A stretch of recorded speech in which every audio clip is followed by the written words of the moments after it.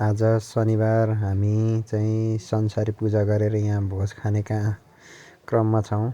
विशेष यो संसारी पूजा चाहिँ बर्सातको समय हावापानीदेखि लिएर सबै कुरा राम्रो भइदियोस्, स्वास्थ्य सफा रहिदियोस् र भन्ने प्रार्थना गर्दै देवीदेउता नागनागिनी विभिन्न देवीदेउताहरूलाई विभिन्न देवताहरूलाई बल माग्ने कार्यक्रम। यहाँ चाहिँ बालबच्चादेखि लिएर वृद्ध पाकाहरू उपस्थिति छौँ र हाम्रो भान्सेहरू त भान्सा गर्दै हुनुहुन्छ, यता खाना खान लाग्दै हुनुहुन्छ। हाम्रो प्रमुख अतिथि चाहिँ तुमलिङडारको जागिरे भान्जो हुनुहुन्छ यहाँको प्रमुख अतिथि आजको, र विशेष अतिथिमा हुनुहुन्छ हाम्रो सिक्देलटारको सुषमन भाइ पनि उपस्थित हुनुहुन्छ, लगायत हामी सबैजना उपस्थिति भएर अहिले चाहिँ यहाँ चाहिँ नि हामीले भोज भतेर खाने कार्यक्रम गरिरहेका छौँ।